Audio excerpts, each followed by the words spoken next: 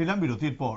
তেলিয়ামুড়ায় রাম ঠাকুর সেবা মন্দিরের অফিস কার্যালয়ের নতুন ভবনের শুভ দ্বারোদ্ঘাটন হল রবিবার। ত্রিপুরা বিধানসভার মুখ্য সচেতক কল্যাণী সাহা রায়ের হাত ধরে এই উদ্ঘাটন হয়।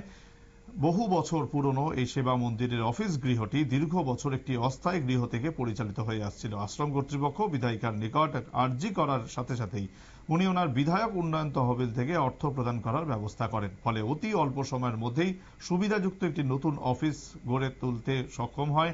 রবিবার এক অনুষ্ঠানের মধ্যে দিয়ে এর দ্বারোদ্ঘাটন করা হয়।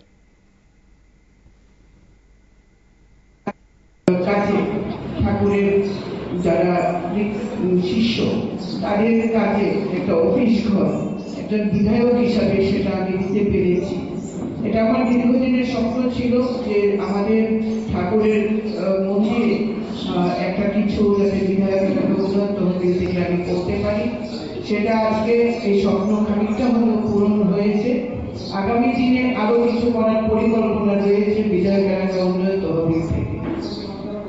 এই মুহূর্তে আমি মঞ্চ থেকে দাঁড়িয়ে বলছি আপনাদের অবগতির জন্য যে একটি প্রজেক্টে আমি 7 লাখের বেশি টাকা দিতে পারি না, তো 5 লক্ষ টাকা বোধহয় ইতিমধ্যে আমি দিয়েছি। আরো 2 লক্ষ টাকা আমি এপ্রিল মাসে এই সেবা মন্দিরের বাকি কাজটা সম্পন্ন করার জন্য দেব। যতটা পারি এই প্রক্রিয়া চলতে থাকবে। আসলে বিধায়ক একটা গুরুর আশীর্বাদ এবং আপনাদের সকলের আশীর্বাদ শুভেচ্ছা ছাড়া এই যাত্রা আমার কখনোই হতো না। ঘোষক বারবার বলছিলেন যে ব্যস্ততম সময় থেকে আমি সময় দিচ্ছি, বিষয়টা এরকম নয়। আমার সমস্ত সময় তেলিয়ামুড়ার জন্য সমর্পিত। আমি চেষ্টা করি আমার জীবনের অধিকাংশ সময়, যে সময়টা আমি বিধায়ক হিসেবে কাজ করছি, তেলিয়ামুড়ার সমস্ত ডেভেলপমেন্ট যাতে আমি করতে পারি, কোনো সময় নষ্ট না করে, এবং প্রত্যেকটি মানুষের কাছে যাতে আমি পৌঁছাতে পারি।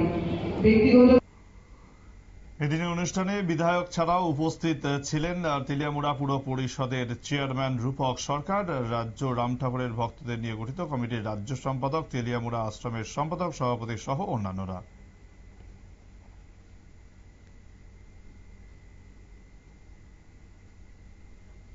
সময় আরো একটি বিরতির, সঙ্গে থাকুন।